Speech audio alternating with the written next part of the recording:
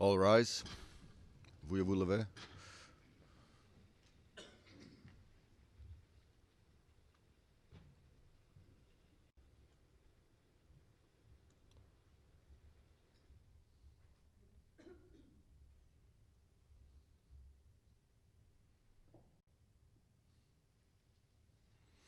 Please be seated. Veuillez vous asseoir.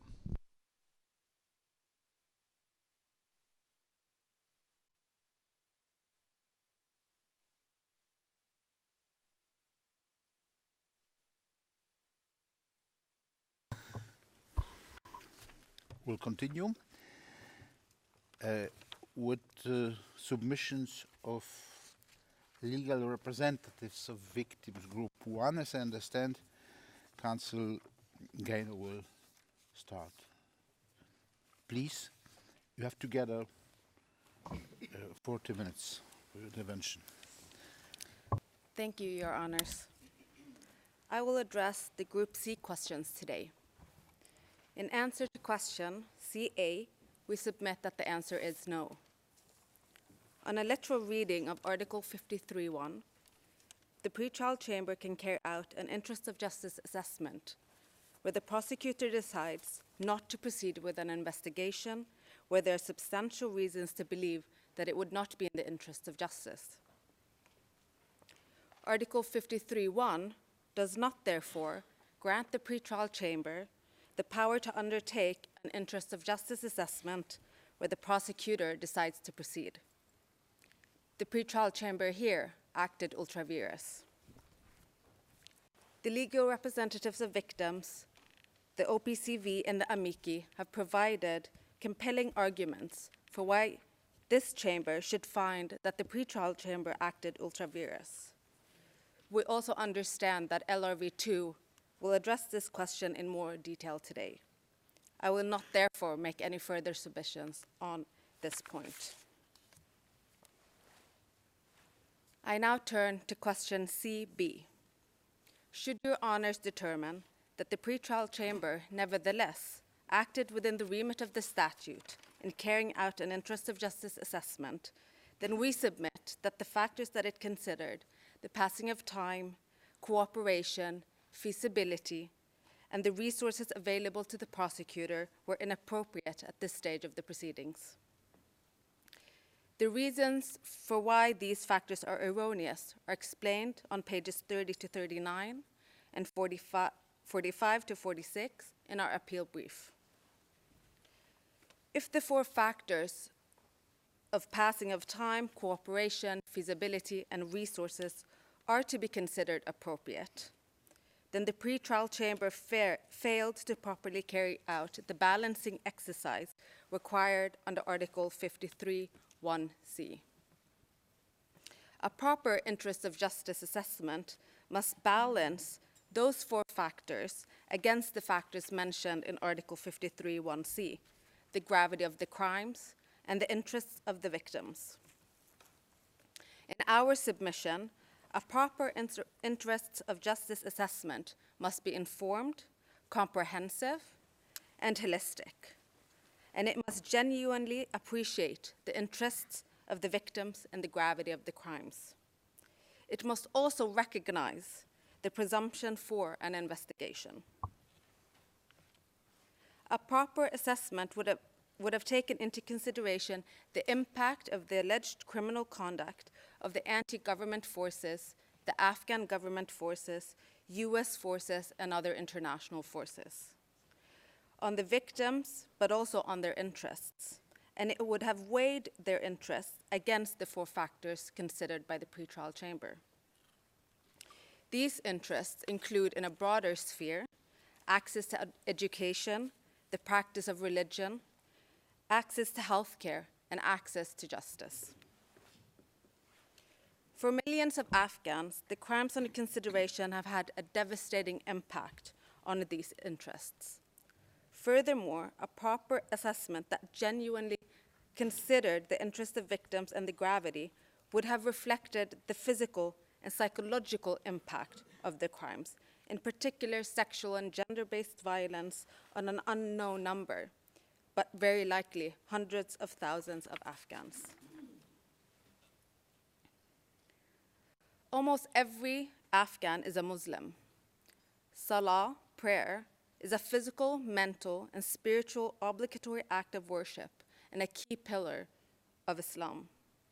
In particular, Salat al-Jama'ah, prayer in congregation, is looked upon by Allah favorably, and it is rewarded. Attending mosque to participate in prayer in joint congregation is sacred to millions of Afghans. But their ability to attend mosque has been devastated by attacks against mosques and other places of worship. These have become a regular feature of the conflict in Afghanistan. One of the victims that we represent lost her 14-year-old brother in a suicide attack on a mosque, allegedly involving Daesh. She, her father, and 2 brothers were peacefully exercising their right to worship. Another victim that we represent has said that she cannot forget the loss of her husband, the father of their 4 small children. He was killed, also in a suicide attack on a mosque. She's explained that they're in need of food, shelter, and access to education. The father was their breadwinner. As has been well documented, the Taliban systematically oppressed Afghanistan's women and girls. One of the most destructive abuses of women under the Taliban was the denial of education. The consequences of that denial is felt today. The female literacy rate today is approximately 30% only. The effort made to enroll girls into schools has not been easy. Insecurity and violence stemming from both the ongoing conflict and general lawlessness is resulting in low attendance and poor education. The bombing of schools and the occupation of the schools by the Taliban and Afghan government forces is a regular occurrence. Afghans' access to health care is also severely hampered by the commission of the alleged crimes before this court. Hospitals, clinics, and other healthcare facilities are systematically attacked. According to the World Health Organization, in the first 6 months of 2019, 68 attacks on healthcare were reported, resulting in the closure of 101 health facilities. As of August 2019, only 27 of those have been reopened. There are already not enough healthcare facilities accessible for Afghans in need. The destruction and closure of healthcare facilities put Afghan lives at risk. This include women in need of maternal care and child care. In 2018, UNICEF stated that newborns in Afghanistan face the worst odds. According to UNICEF, Afghanistan has the 3rd highest newborn mortality rate in the world. The chief executive of Afghanistan, Abdullah, a medical doctor himself, said recently, quote, "With what we spend on a single day of war, we could build a state-of-the-art hospital," end of quote. The crimes against Afghans are not only having disastrous consequences on the physical health of Afghans and their access to physical health care. The mass victimization of Afghans is resulting in a mentally unwell population. It is estimated that half of the population of Afghanistan suffer from depression, anxiety, and post-traumatic stress. The impact of this on the general well-being of an individual Afghan, but also on their relatives, friends, communities, and the country of Afghanistan as a whole cannot and should not be underestimated. In 2010, the family of several victims that we represent were celebrating the birth of a baby boy in accordance with Afghan tradition. Everyone was enjoying themselves when they heard someone yell outside, "Raise your hands." One of the men at the party, a police investigator himself, went outside and was shot on the spot. His 16-year-old son, upon hearing the scream of his father, ran outside. he was also shot. The brother of the police investigator was in the house. He was a prosecutor. He tried to run outside to rescue his relatives. The female relatives held him back, tried to stop him from leaving the house, but he pulled away from their grip and made his way to the doorway. He was then shot himself, as were the women. 2 pregnant women and 1 teenage girl, as well as 2 brothers and 1 teenage boy, were seriously injured when International Special Operations Forces entered the gate of the home. For hours, Special Forces searched the house meticulously. As the pregnant women, teenage girl, teenage boy, and brothers lay wounded. The 2 pregnant women, the teenage girl, and the brothers, one by one, succumbed to their wounds as the armed forces refused to let their family members seek medical help. Immediately thereafter, the International Special Operations Force issued a statement in which they claimed to be doing a raid on the house, and during the raid had found the women and the girl already dead. They explained that the girl and the women had been killed in an honor killing before their entrance to the house. Investigative reports and those present compel the International Special Forces to admit that the women had actually died during the operation.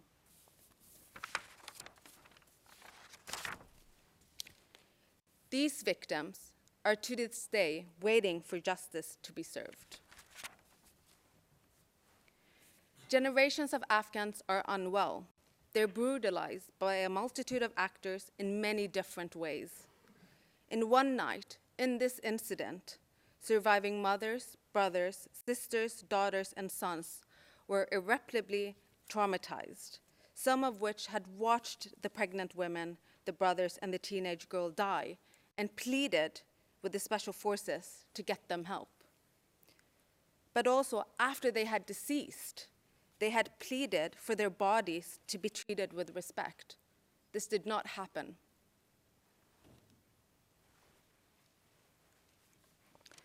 A proper assessment that considers the interests of the victims would also consider the killings of judges, police officers, and prosecutors.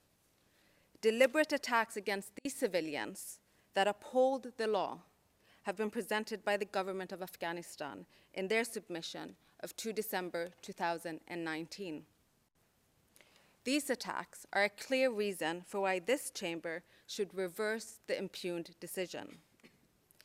No matter how willing Afghanistan is to investigate and prosecute war crimes and crimes against humanity, it is simply unable to do so.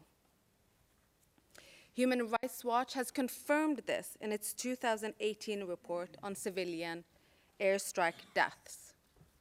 Quote, "The Afghan government has developed almost no capacity to investigate civilian casualties arising from its military operations." End of quote.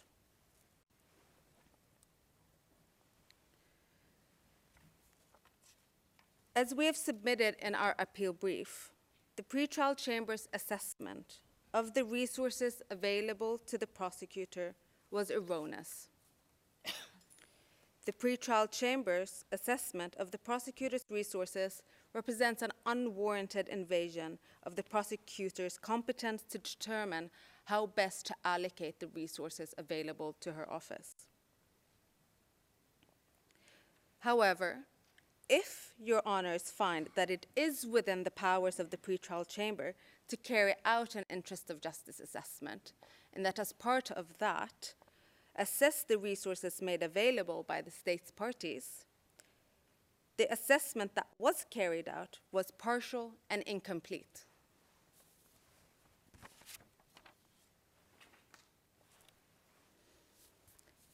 A proper, holistic assessment would have taken into account the resources which have been invested in Afghanistan since 2001 to seek a military solution to the conflict and reconstruction of the country. Conservative estimates suggest that the US alone has spent $975 billion on the war in Afghanistan since 2001. Despite the colossal resources that have been deployed into Afghanistan seeking a military solution, the results have fallen short of any expectations. A United States government agency, the Special Inspector General for Afghan Reconstruction, also known as SIGAR, stated in late 2018 that, quote, "The Taliban now controls more territory than at any time since 2001, end quote. In January 2018, BBC estimated that the Taliban had an active and open presence in 70% of the country. SIGAR has also estimated that since 2001, the US has invested approximately $113.1 billion in Afghanistan reconstruction.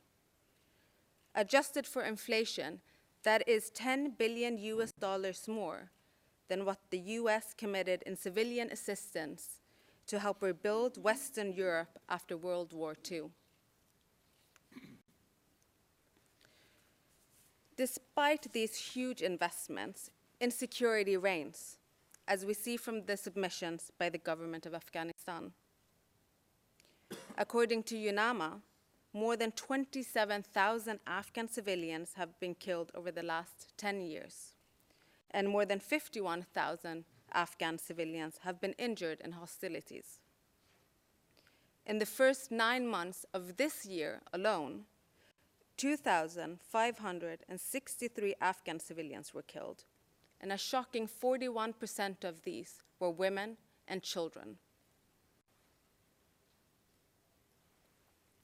A proper and holistic interest of justice assessment would have addressed ways in which the state parties can devote more sums to international justice. The prosecutor can at any time submit a supplementary request for resources to the Assembly of States Parties. And as Mr. Schaffer suggested in his 15 November amici curiae observations to this chamber, the appeals chamber is also in a position to call upon the states parties to make available the necessary resources. To conclude, Your Honors, rigorous investigation and prosecution of crimes is one step to ensure greater respect for the rule of law in Afghanistan. A strengthened rule of law is surely likely to, in turn, ensure a more genuine realization of the victim's interests. Thank you, Your Honors. I'll now give the floor to Mr. Gaynor. Thank you very much. Your Honours, I will not address in very great detail the question as to whether the pre-trial chamber erred in restricting the scope of the prosecutor's investigation in light of Ms. Brady's submissions today. We agree really with almost everything that she said.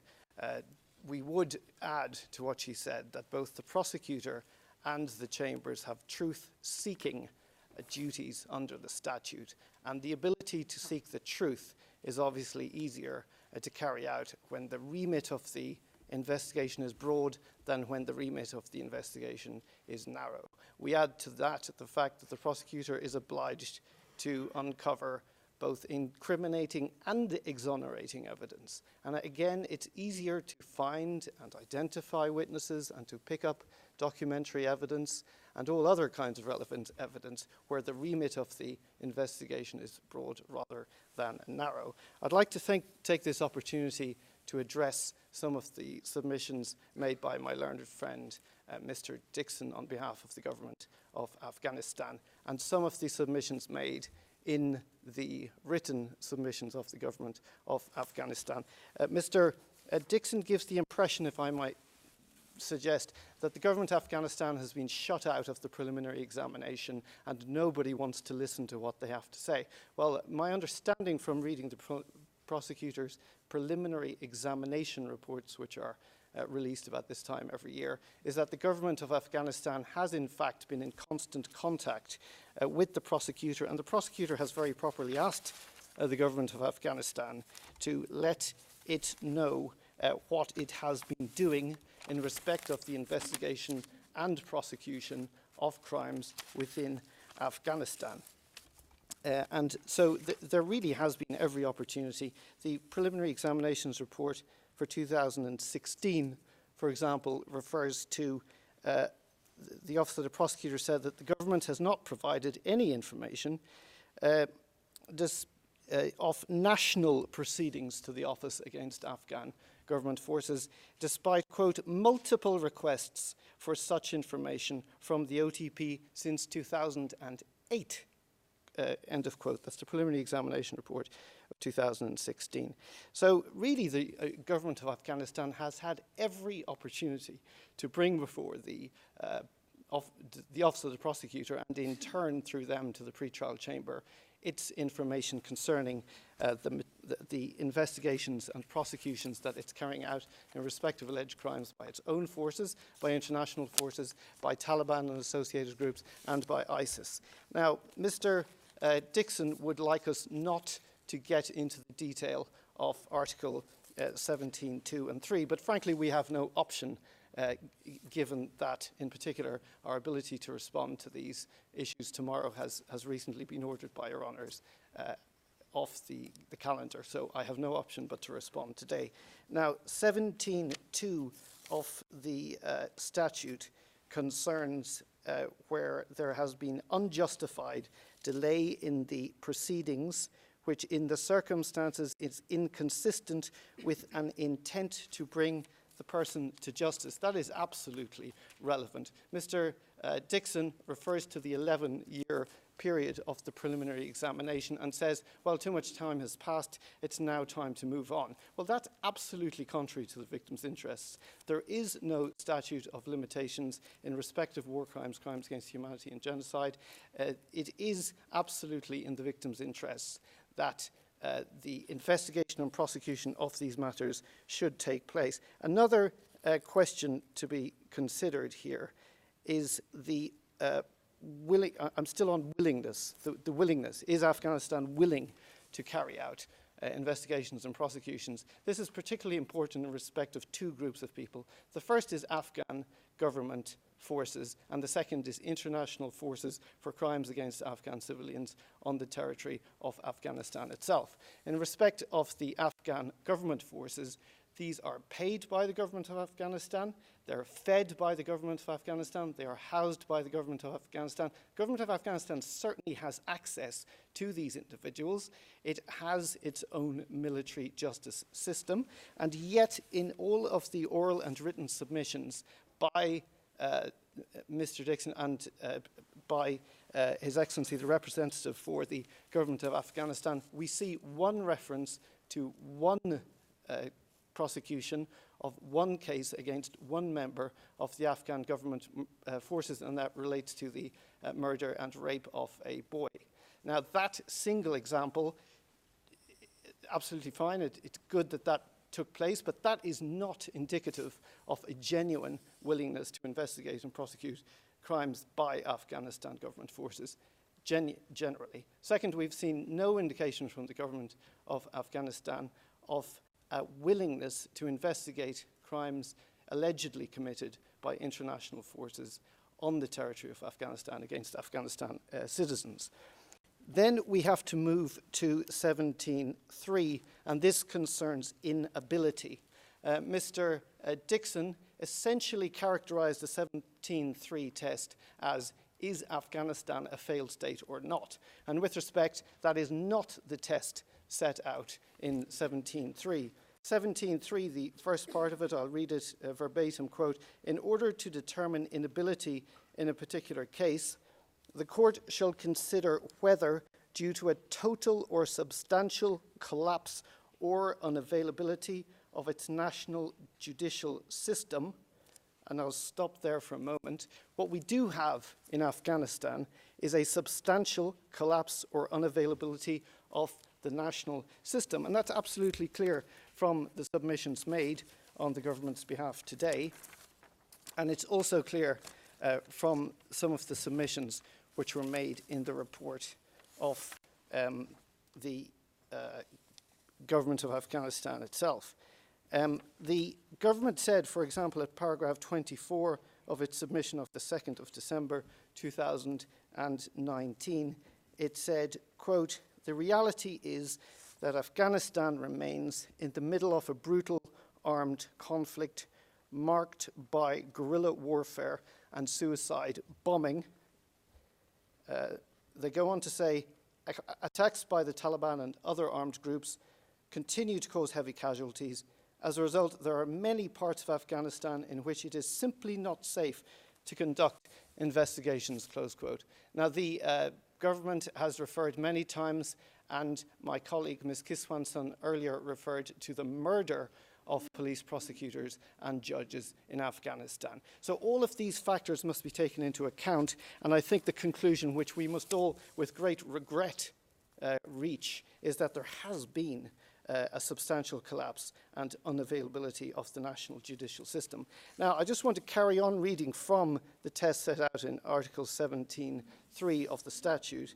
The test goes on to read, quote, "The state is unable to obtain the accused or the necessary evidence and testimony or otherwise unable to carry out its proceedings." And again, I would refer to the written submissions of the government of Afghanistan.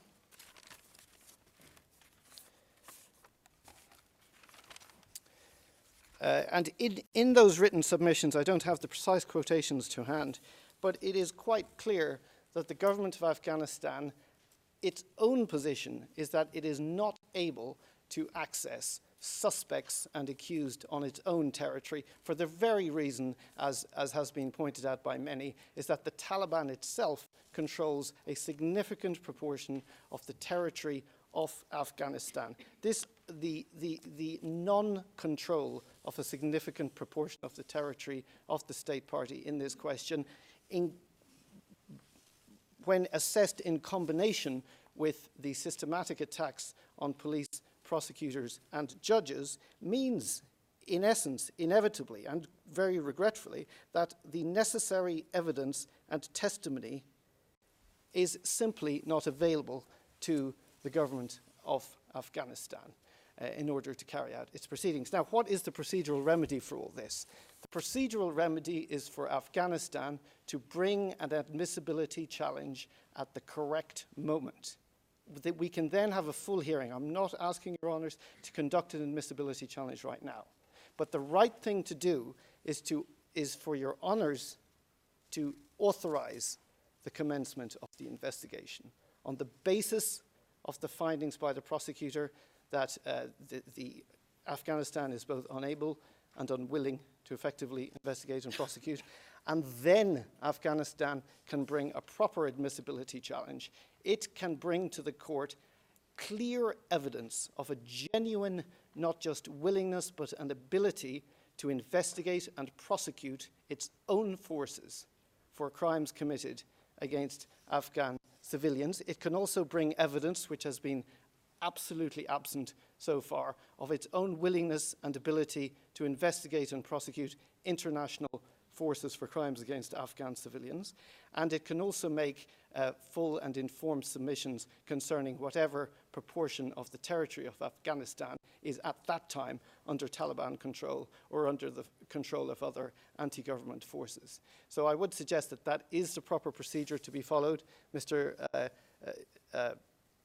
Dixon and the representatives of the government of Afghanistan can then come back before the pre-trial chamber and make full submissions on admissibility. I don't believe I have anything else to add. Thank you very much, Your Honours. Thank you very much, Counsel. We'll move to legal representatives of Victims Group 2. And as I understand, there are 3 speakers, and you will share the time allocated to the group. Let's together 40 minutes, please. Proceed. Mr. President, as Your Honours, as my colleague for Legal Representative of Victims 1 indicated, I intend to focus on the question CA, the first question under C, namely, when the prosecutor requests authorisation to initiate an investigation having considered Article 53(1)(c) of the statute, does the pre-trial chamber have the power to consider the factors under Article 53(1)(c) of the statute itself?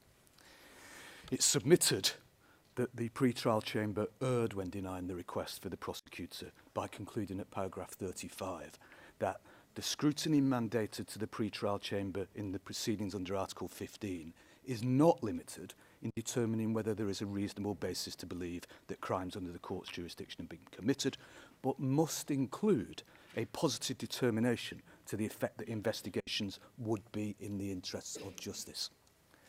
And it is submitted that the statute does not empower a pre-trial chamber to decide that an investigation is contrary to the interests of justice when the prosecutor has not made that assessment.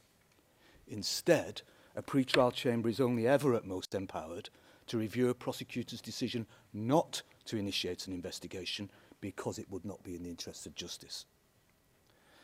As a basic starting point, we say that that is clear from the plain words of the statute when one looks at Article 53(3)(a), dealing with the request by a state under Article 14 or the Security Council under Article 13. It reads that the pre-trial chamber may review a decision of the prosecutor under paragraph 1 or 2 not to proceed and may request the prosecutor to reconsider that decision. There's a slightly different mechanism within 3B where it reads that in addition the pre-trial chamber may on its own initiative review a decision of the prosecutor not to proceed if it is based solely on paragraph 1C or 2C. And it differs in saying that in such a case, the decision of the prosecutor shall be effective only if confirmed by the pre-trial chamber. So we say that the statute is unambiguous and explicit in only providing the power to the pre-trial chamber to review a decision of the prosecutor not to proceed.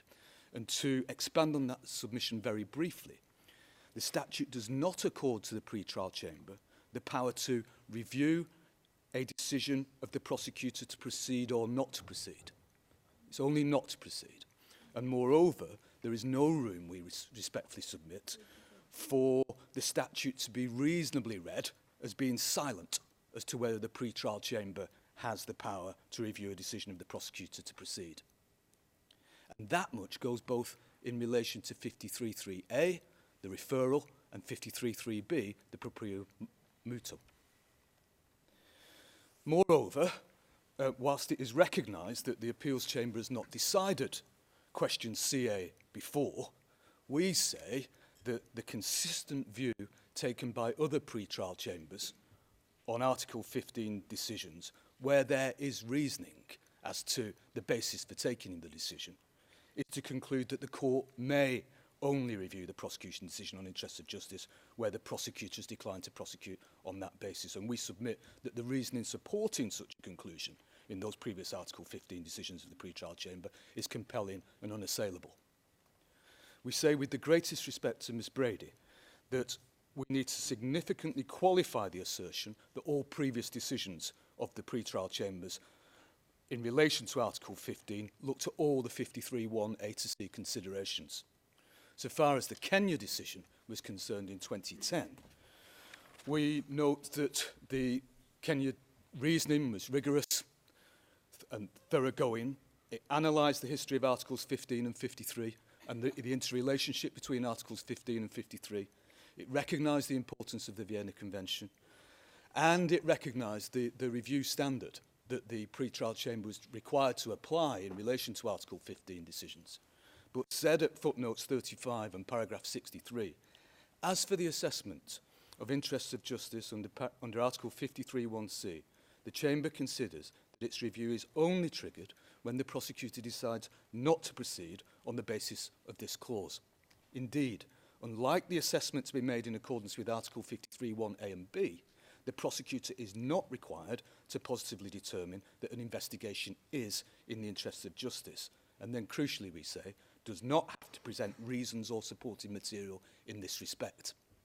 It's only when the prosecutor decides that an investigation would not be in the interests of justice that he or she must notify the Chamber of the reasons for such a decision not to proceed, therefore triggering the review power of the Chamber.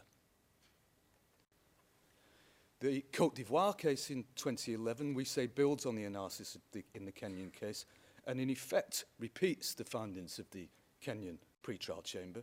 At paragraph 207, it reads, unlike subparagraphs A and B of Article 53(1) of the statute, which require an affirmative finding, subparagraph C does not require the prosecutor to establish that an investigation is actually in the interests of justice. Indeed, the prosecutor does not have to present reasons or supporting material in this respect. It's only when the prosecutor decides that an investigation would not be in the interests of justice that he or she is under an obligation to notify the Chamber of the reasons for the decision. And again, to enable the Chamber to exercise its power. Excuse me, Counsel, a little bit slower, please. Sorry. I am sorry, Mr. President. It's because I complicated was reading the translation. from the authority. Thank you very much. To enable the Chamber to exercise its power of review in accordance with Article 53(3)(b) of the statute. And we say that the importance of that passage is that it elaborates that the prosecution does not have to provide material or reasons to justify the investigation as being in the interests of justice, and therefore the pre-trial chamber does not conduct a review unless it is a review of the decision to not proceed. And that would follow because there are no reasons to review, and there is no material upon which the review can be based unless there is a decision to not proceed because of Article 53(1)(c). We also draw some support from the Darfur situation, document 185. We see that the principle was established in a different context before, and this precedes both the Kenya and Côte d'Ivoire decisions in the Darfur case, because that case was primarily concerned with the issue of whether an arrest warrant should be issued. The pre-trial chamber observed at paragraph 18 that the prosecutor had been given by the state's parties the discretion to decide whether or not to request the initiation of a case, and one of the factors it must consider is whether or not it would be detrimental to the interests of justice to do so. At paragraph 19, the court then assessed the extent to which the state's parties have provided the chamber with the power to review the prosecution's exercise of its discretion. And at paragraphs 20 and 21, the pre-trial chamber said, the chamber observes that Article 53(3)(b) of the statute expressly provides for the chamber's proprio motu review of any prosecutor's decision not to proceed, which is based solely on the interests of justice.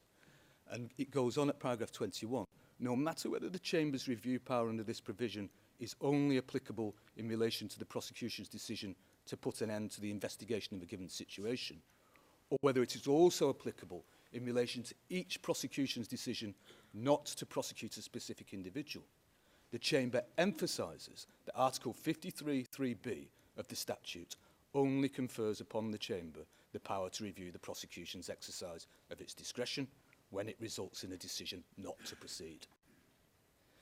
And that approach reflects practicalities, we say, of the operation of the statute, because there is no mechanism for the prosecution to be required to give reasons as to why an investigation is in the interests of justice.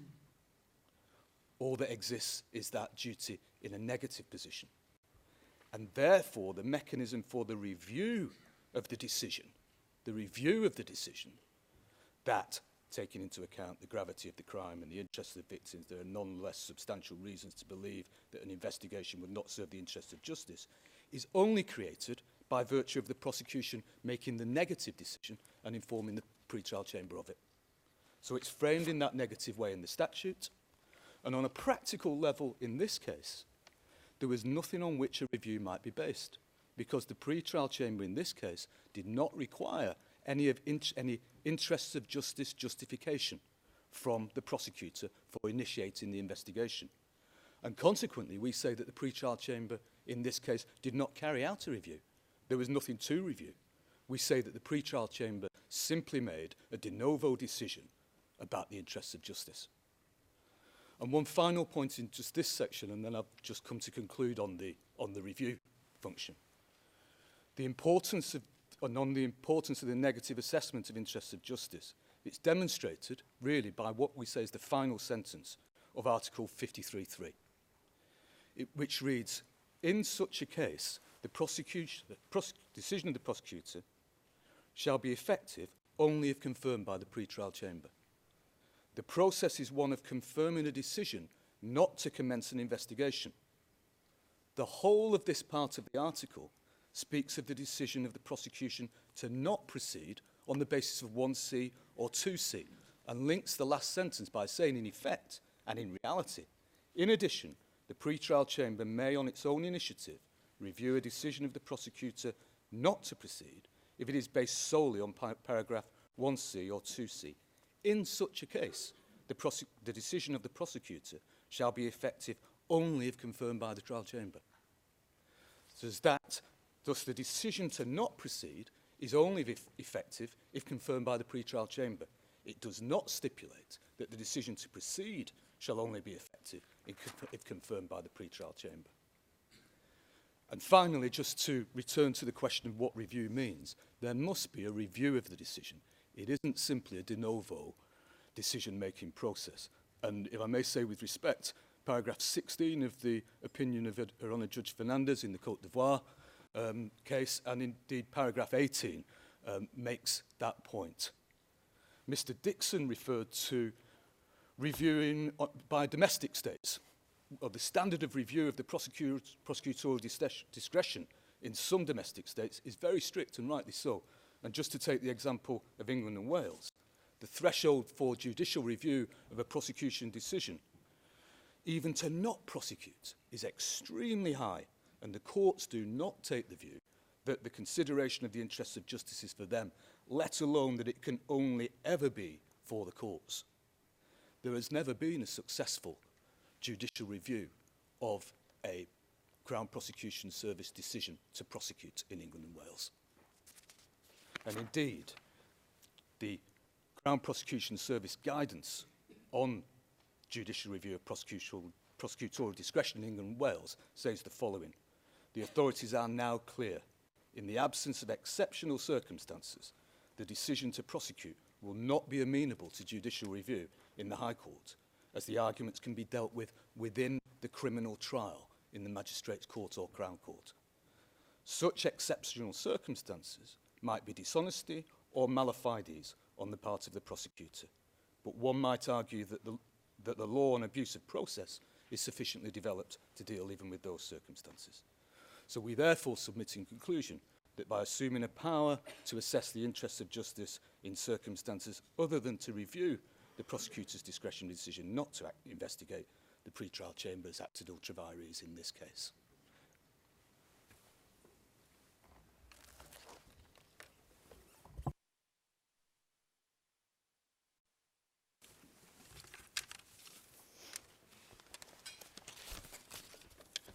Good afternoon, Your Honors.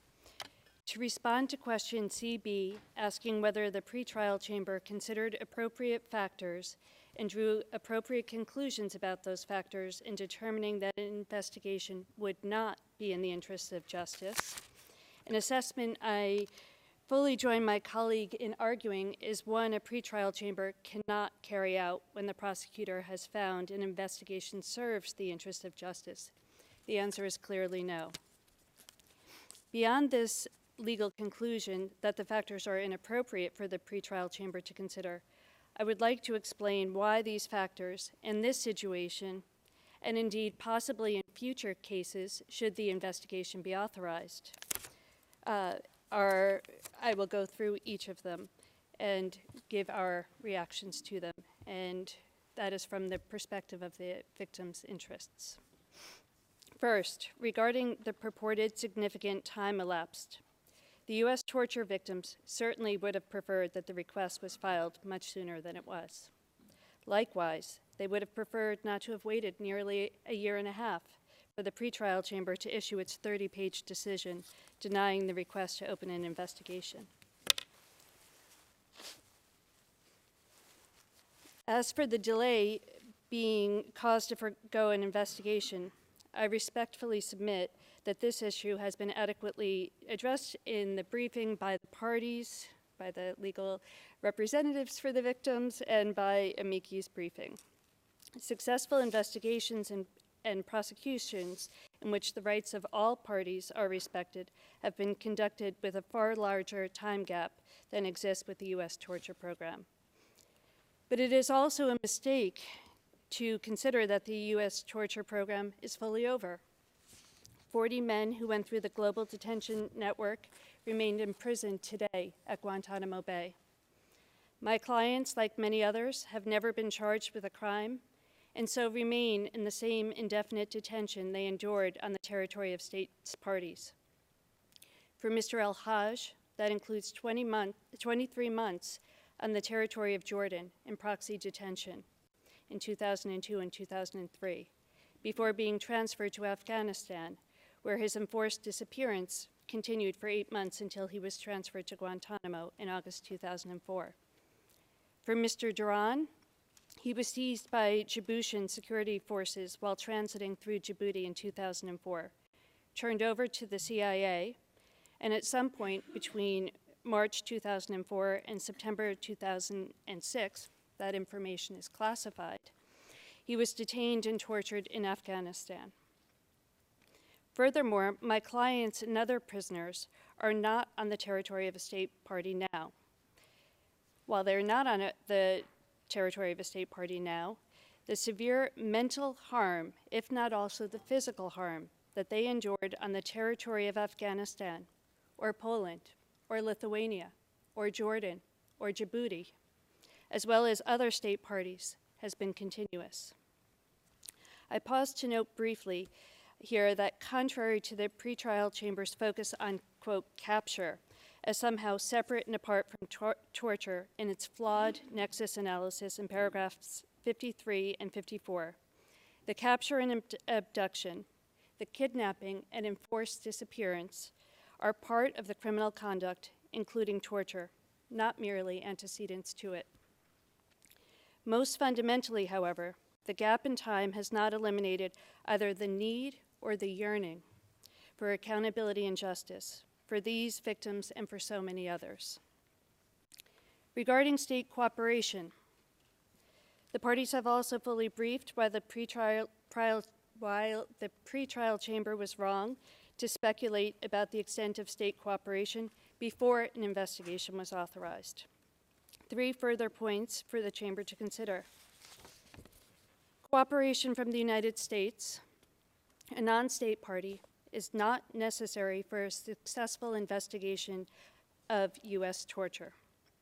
U.S. government reports, including the Senate Torture Report, memoranda, legal memos, and statements by former U.S. officials in the public domain, provide ample investigatory leads, if not evidence. As stated yesterday, the U.S. torture program was global in nature. The sad and disturbing reality is that far too many countries, including dozens of ICC member states, provided assistance to the United States, allowing use of airspace, refueling stations, sharing of intelligence, holding victims in proxy detentions, or hosting secret black sites.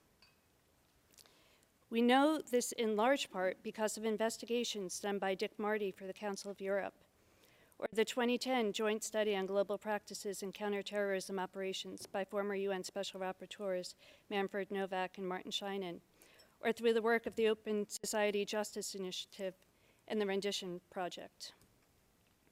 The prosecutor might be starting this investigation late, but she certainly won't be starting at step 1. Unlike the United States, member states do have an obligation to cooperate with an ICC investigation, and as a result of their own involvement, are a rich source of information: memos, cables, flight plans, meeting readouts, satellite imagery, just to name a few.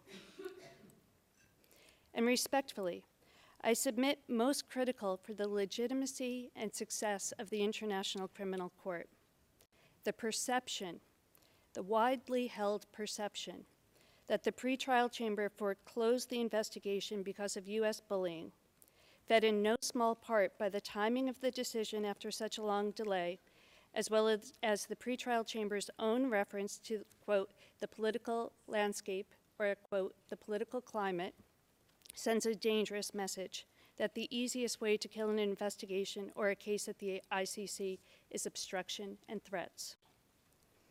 The impugned decision stands in stark contrast to the decision by the pretrial chamber considering whether to permit an investigation in Burundi. There, despite the prosecution's assertion that the government of Burundi had, quote, interfered with, intimidated, or harmed victims and witnesses, the pretrial chamber proceeded to authorize the investigation. Regarding the availability of evidence and suspects during the investigative phase, I touched on this part in discussing member states' cooperation briefly. I would only add that the victims of CIA and DoD detention themselves are key sources of potential evidence for the prosecution. Indeed, today's New York Times has sketches newly cleared for release from Abu Zubaydah, one of the CIA detainees, detailing his own torture. As for suspects, and I use that term carefully, many key figures in the U.S. torture program continue to maintain a public presence or even a public role, public official function. It might be surprising for the court to hear that some speak without reservation about their role in the torture program. Such is the reality when impunity reigns. The sworn testimony of some participants in the torture program is also available as a result of proceedings in U.S. courts. For example, the ACLU civil case, Salim v. Mitchell, led to the sworn testimony of CIA contractors James Mitchell and Bruce Jessen, two psychologists contracted by the CIA to design and implement its torture program, as well as that of two former CIA officials, John Rizzo and Jose Rodriguez. Notably, Mitchell and Jessen have been called to testify before the U.S. military commissions at Guantanamo in January, in the context of a defense motion to suppress evidence alleged to have been obtained under torture. That examination and cross-examination could well be available to the prosecution. Finally, on resources, I will only highlight that the statute requires compliance with the fundamental human right of non-discrimination. It's recalled that all of the individuals in the U.S. torture program were Muslim or perceived to be Muslim. Victims should not be denied justice because of their religion, national or ethnic origin, race or other status. And likewise, potential defendants should not escape liability because of theirs. It's important to note that the factors the pretrial chamber did not include. First and foremost, there is no discussion on the object and purpose of the ICC and the Rome Statute system: to end impunity for grave crimes and thus to contribute to the prevention of such crimes. That is the purpose of this system. As I said yesterday and will repeat today, because there were questions raised, the United States has been wholly unwilling to hold any senior U.S. official accountable for the U.S. torture program. No one member of the CIA has been prosecuted for the serious crimes you heard about yesterday. And the United States has not taken up this chamber's invitation to appear in these proceedings and confirm its commitment to accountability. Moreover, the United States has often intervened in even civil lawsuits to try and block victims for redress, and as we learned a number of years ago through WikiLeaks cables, actively interfered with criminal investigations brought in other countries under universal jurisdiction. Quite simply, if the United States doesn't want to come before the ICC, it has two choices: prevent its citizens, and especially members of its military, intelligence services, and senior officials, from committing serious violations of international law on the territory of the 122 member states of the ICC. Or hold those citizens, including senior officials, accountable if such violations have occurred, and cease the harm to the victims, provide an apology, and redress. But the choice of factors was not the only error by the pretrial chamber. If the pretrial chamber was going to step into the role of the prosecutor and make a determination as to whether an investigation would not serve the interests of justice, which again, we submit was a legal error, then it should at least have to follow the weighing of gravity and victims' interests on the one side versus interests of justice on the other, as set forth in Article 53(1)(c). And in order to foreclose the investigation, conclude that its interest of justice factors, quote, nonetheless constitute, quote, substantial reasons to override victims' interests and the gravity of crimes. The pretrial chamber engaged in no such assessment. If it had, I submit the pretrial chamber's interest of justice factors would carry very little weight, and certainly not constitute substantial reasons to believe an investigation supported by the victims into U.S. torture would not serve justice. Yesterday, you heard in some detail the specific conduct to which victims of the U.S. torture program were subjected. Those facts were not presented for shock value, but rather to inform your honors about the gravity of the crimes. They also demonstrate that the torture program was not the product of a few bad apples or mere excesses by some soldiers. They constitute war crimes and crimes against humanity, which is what we put forward in our victims' representations. Had the pretrial chamber examined the gravity of the crimes without the legal error regarding nexus to the armed conflict, which colleagues will discuss, it would have concluded that the scale of the criminal activity in the situation, the length of time over which it occurred, the level of depravity employed, and the widespread and systematic manner in which this criminal enterprise was carried out warrants the attention of the investigation by the International Criminal Court. As the OPCV rightly explained yesterday, the pretrial chamber did not take victims' interests into its interest of justice assessment. Rather, in paragraph 96, it flipped victims' interests on their head, and again, inappropriately replaced the views of another group, here, the victims, with its own opinions. Thank you very much, Your Honors. Yeah, thank you very much. As I understand, you have still 10 minutes to make submissions. Mr. Please President, proceed. Your Honors, good afternoon.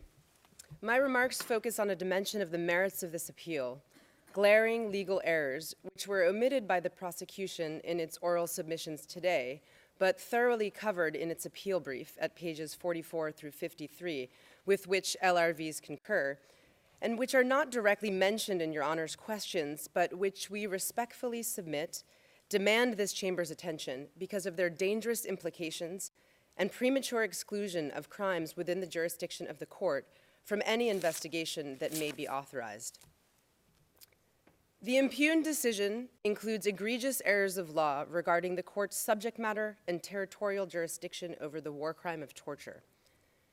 The decision replaces sound and accepted analysis consistently applied in this court's prior jurisprudence with distortions of international humanitarian law. As we said yesterday, these errors have the effect of writing our client and many other victims of the U.S. torture program out of the scope of any investigation by the prosecutor. Moreover, if uncorrected, these errors would have the perverse, and we posit unintended, effect of endorsing the repugnant logic that formed the basis for the U.S. torture and extraordinary rendition program. Among the most glaring errors was the pretrial chamber's misinterpretation of the court's territorial jurisdiction over the war crime of torture when that crime occurred in part on the territory of a non-state party. The issues are complex and, with all due respect, are made more confusing by the pretrial chamber's muddled approach to its analysis. We will not repeat here the extensive discussion of these issues in the filings before the chamber, but will try to restate in simple terms what we submit the pretrial chamber got so terribly wrong. But let's start first with what the pretrial chamber got right. In paragraph 50 of the decision, the pretrial chamber correctly stated that if any part of a crime is committed on the territory of a state party whether it commences, continues, or concludes there, the court has jurisdiction under Article 12. But the pretrial chamber then plainly failed to apply that understanding of the law when reviewing the aspects of the prosecutor's request concerning torture committed by U.S. actors. This was largely because the pretrial chamber misconstrued the conduct at issue, that is, the elements of the crime of torture, and how it was committed under the U.S. torture program. As my colleagues in LRV 3 will elaborate, the impugned decision abandoned long-accepted, fact-specific criteria under international humanitarian law concerning the nexus between given criminal conduct and armed conflict, criteria clearly set out in the June 15, 2017 Ntaganda appeal, decision 1962. We submit that had these well-established criteria been applied to the facts relevant to our client and many other victims of the U.S. torture program, the pretrial chamber would have found a reasonable basis to conclude that a nexus to the armed conflict existed. Instead, it focused on the locus of capture as the sole determinant of the requisite nexus. To restate in plain language the pretrial chamber's erroneous conclusions in paragraph 54 and 55 of the decision. On the one hand, the chamber said that if a person was captured outside of Afghanistan and then brought to Afghanistan and tortured, the crimes committed against him cannot amount to war crimes within the court's subject matter jurisdiction because it's the locus of capture alone that determines the nexus. On the other hand, it held that if a person was instead captured in Afghanistan but sent to the territory of a non-state party to be tortured, the crimes committed against him would not be within the territorial jurisdiction of the court. This dangerous conclusion appears to have rested on a fundamental misunderstanding of the facts and operation of the U.S. torture program. As I described yesterday in presenting the abuse suffered by our client, capture in the torture program systematically entailed kidnapping, sexual assault, and incommunicado detention before transfer to a secret location for interrogation under further torture. As Ms. Gallagher emphasized, cleaving off capture from subsequent acts of torture and referring to it as a mere antecedent misunderstands the continuous nature of the crimes, which were part of a coordinated, orchestrated transnational program, or, to use Ms. Gallagher's words, a criminal enterprise.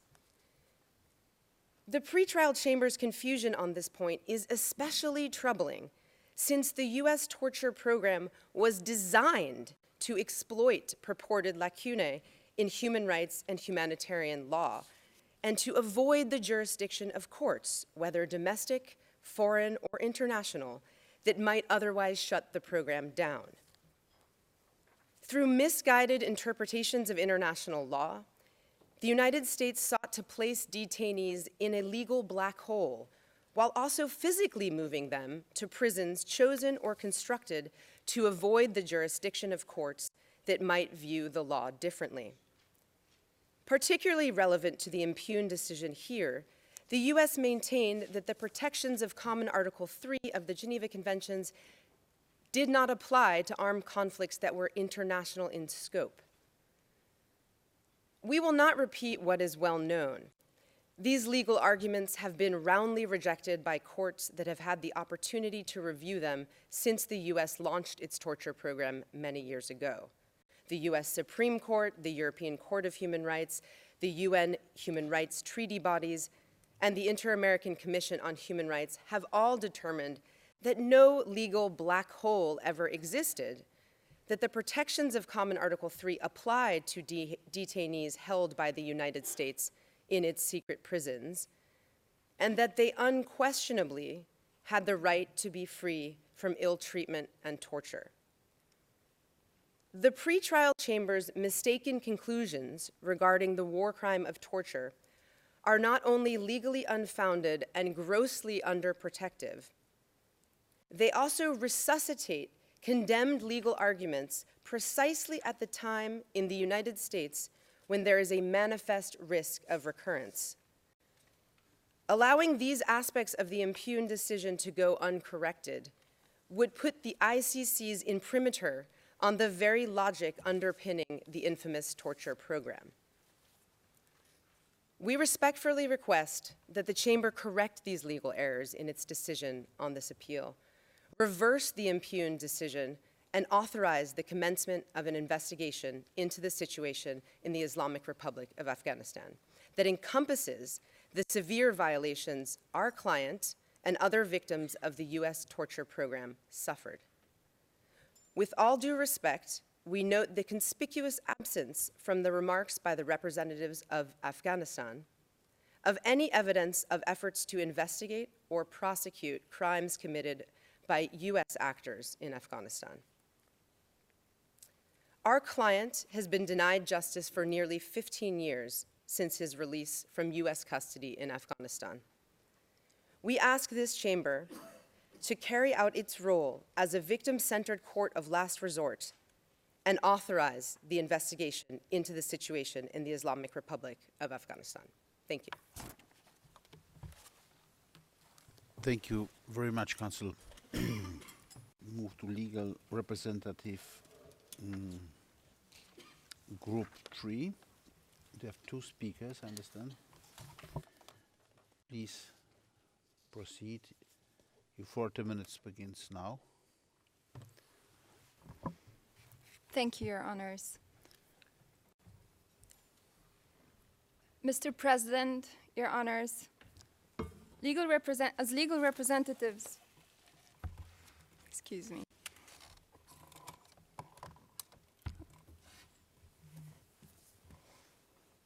Your Honors, as legal representatives of Mr. al-Nashiri, referred to by the court as LRV3, we have been filing our written submissions together with 3 other legal representative teams who have been referred to by the court as LRV2.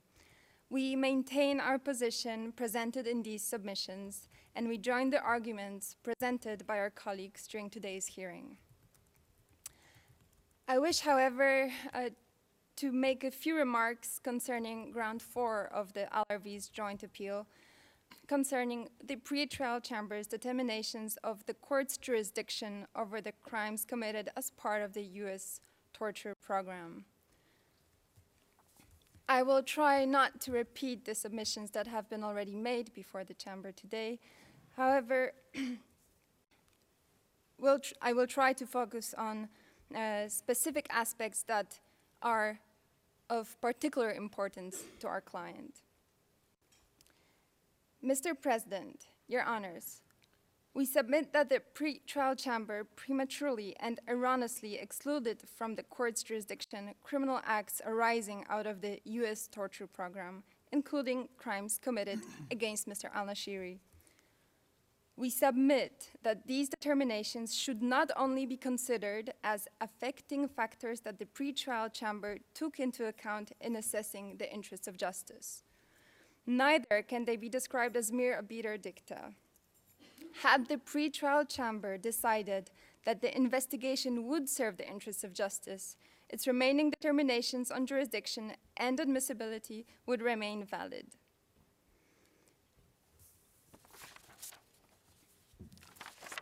Your Honors, the pre-trial chamber's erroneous determinations that were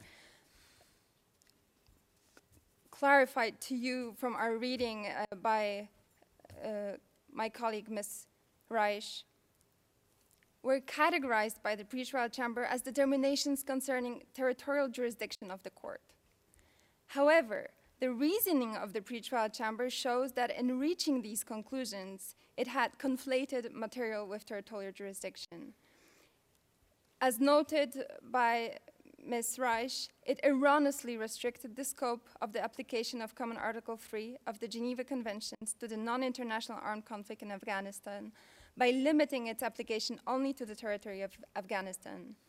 The appeal brief of Office of the Prosecutor explains in detail these failures of the pretrial chamber, and we join this argument and support it. The pretrial chamber disregarded the fact that the crimes in question have a cross-border and continuous nature, that their individual elements cannot be considered separately, in isolation, without warping the picture of the crimes and victimization of Mr. al-Nashiri and many other victims of the US torture program. Your Honors, I will focus my further remarks on the pretrial chamber's determinations concerning the link between the crimes committed as part of the US torture program and the conflict in Afghanistan, as well as on the continuous and cross-border nature of these crimes. Your Honors, the pretrial chamber made its determination on the link between the crimes committed as part of the US torture program and the conflict in Afghanistan in part of the impugned decision titled Territorial Jurisdiction. The pretrial chamber found that the link between the crimes of the US torture program and the armed conflict in Afghanistan can be determined based only on the location of the acts of capture. This means, according to the pretrial chamber, that torture of Mr. al-Nashiri does not fall under the court's territorial jurisdiction because he was captured in Dubai. For the pretrial chamber, it is irrelevant that he was then transferred to and tortured in multiple state parties to the Rome Statute, specifically Afghanistan, Poland, Romania, and Lithuania. This determination is legally erroneous. The link to an armed conflict is one of the material elements of the war crimes of torture. The factors that are to be taken into account in assessing this link have been explained in the jurisprudence of the Appeals Chamber and the Antaganda case in the judgment referred to by my colleague Ms. Reich. This judgment refers to the well-established factors that were noted in the ICTY judgment in the Kunaraj case. Your Honors, these factors include whether perpetrator is a combatant. They include assessment of whether the victim is a member of opposing party or a non-combatant. They include and necessitate assessment of whether the act which was committed served ultimate goal of military campaign. These factors include also assessment of whether the armed conflict played a substantial role in the perpetrator's ability to commit the crime. These factors do not include location of the crime or of its mere antecedents as the acts of capture are referred to by the pretrial chamber. Your Honors, interestingly, the pretrial chamber makes reference to the paragraph of the judgment in the Antaganda case which lists those factors. However, it fails to take them into account. Your Honors, we submit that had the pretrial chamber applied the correct factors to determine the nexus element, it would have determined that there is a reasonable basis that acts of torture in question fall under the scope of the court's jurisdiction. It would have determined that the acts of torture committed under the US torture program towards Mr. al-Nashiri and other victims would fall under this court's jurisdiction. Your Honors, I will turn now to the pretrial chamber's limited and erroneous understanding of acts of torture committed as part of the US program. Your Honors, it is unclear why the pretrial chamber, in its assessment of the court's jurisdiction over the crimes of torture we focus on, why the pretrial chamber focuses only on the location of the act of capture, the mere antecedent, as the chamber refers to this act, of the crime of torture. As I noted earlier, it is not a factor based on which one can determine whether a nexus between acts of torture and the armed conflict in question exists. If singled out, it is also irrelevant when assessing territorial jurisdiction of the court over the act of torture. This is because the acts of torture committed as part of the US torture program are not single, separate acts. Yesterday and today, we have heard detailed descriptions about the acts of torture that the pretrial chamber excluded from the court's jurisdiction. These are acts which are continuous crimes. Mr. al-Nashiri was captured, transported multiple times to different locations, not knowing where he is going, for what purpose, and for how long. In each of these locations, he was held in incommunicado isolation. His torture started with his capture in late October 2002 in Dubai and continued for almost 4 years through Afghanistan, Thailand, Poland, Morocco, Cuba, Romania, Lithuania, Afghanistan again. Since September 2006, he remains a prisoner in Guantanamo Bay military prison without access to any effective remedy to seek justice. His torture, illegal and incommunicado detention continued for years and crossed multiple borders, along with his forced and extralegal transfer across those borders. To understand the complex, continuous nature of torture and ill-treatment committed as part of the US torture program, it is important to refer here to the background paper on CIA's combined use of interrogation techniques of 30th December 2004. We refer to this paper in our joint brief in footnote 201. The paper explains that effective interrogation is based on the concept of using both physical and psychological pressures in a comprehensive, systemic, and cumulative manner to influence high-value detainees' behavior to overcome a detainee's resistance posture. The goal of interrogation is to create a state of learned helplessness and dependence.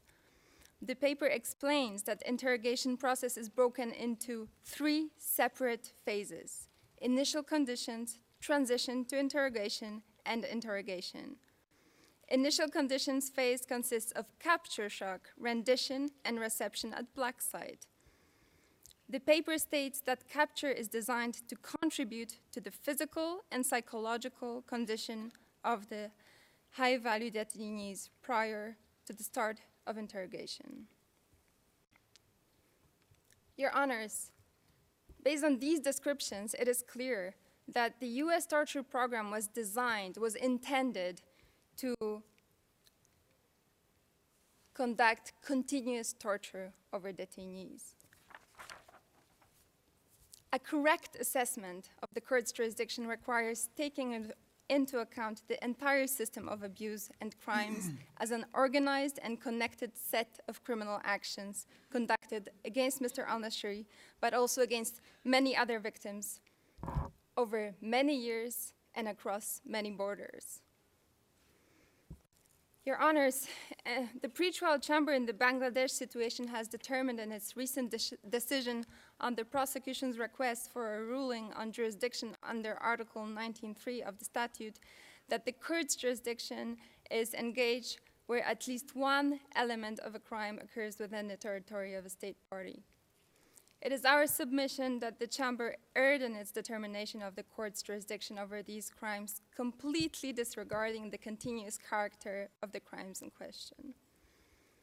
As noted by my colleagues, the US torture program was designed in a way to avoid any jurisdiction, to avoid accountability.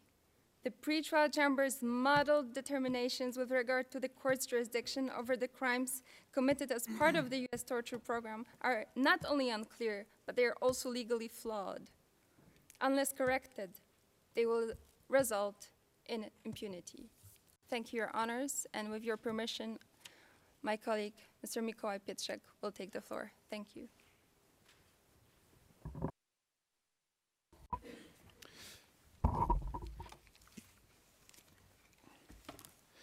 Mr. President, Your Honors, as my esteemed colleague Maria Radziejowska explained, failure to change the decision of the pretrial chamber, not merely with regard to the interest of justice argument, may leave Mr. al-Nashiri and other victims of the extraordinary rendition and enhanced interrogation techniques torture programs outside of the scope of the investigation with no remedy, no effective investigation, no accountability. We reject the idea that any effective investigation could have, can be, or will be conducted by the United States of America authorities. As counsel for LRV2, Ms. Catherine Gallagher has just said, the identity of the perpetrators of these crimes is well known. We know who created and administered the torture program to Mr. al-Nashiri and other victims. They are Mr. Jessam and Mr. Mitchell and others. If there was any will on the part of the US state, they could have already been arrested and charged. They could be arrested today. This has not taken place, and it is painfully obvious that it will not take place unless this court authorizes an investigation encompassing these crimes. The issues raised by the impugned decision and connected with the Group C questions, in particular regarding nexus-related issues which have already been addressed today, and the potential to leave behind victims of the extraordinary rendition and enhanced interrogation technique or otherwise torture programs, require that we address the statement made today by the representatives of the Afghan state. Even though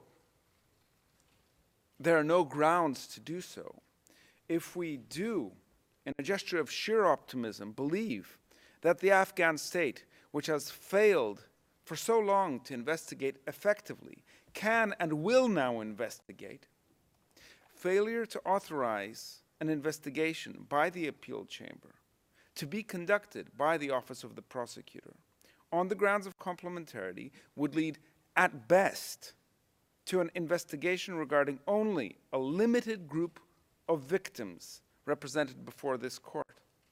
Those who were victimized only in Afghanistan in the very narrow territorial scope of the conflict in Afghanistan. However, any investigation by the state of Afghanistan would not and could not address the crimes committed by the victims of the torture program created by Mr. Jessam, Mr. Mitchell, and the CIA. This would leave behind Mr. al-Nashiri and other victims of the kidnapping, rendition, illegal, multi-year imprisonment, and torture at the hands of the CIA and actors of all the states, including Rome Party states, who cooperated with this agency. We ask that the appeal chamber change the decision of the pretrial chamber and authorize the investigation. We ask that the appeal chamber do so in a way that leaves no doubt that the grievous crimes committed against Mr. al-Nashiri do not fall outside the scope of the investigation. Any other decision will leave Mr. al-Nashiri without justice, the truth of his suffering untold, his rights and freedoms unvindicated, with no chance of an effective investigation and no perspective of accountability for the perpetrators of the terrible crimes he suffered. The decision of the pretrial chamber is legally flawed, unjust, and if left unchanged, will result in impunity and injustice. Thank you. Thank you very much, Counsel. Because we have saved some time, we will adjourn for the lunch break now. And I propose to meet again at 2 p.m. to continue the hearing. All rise.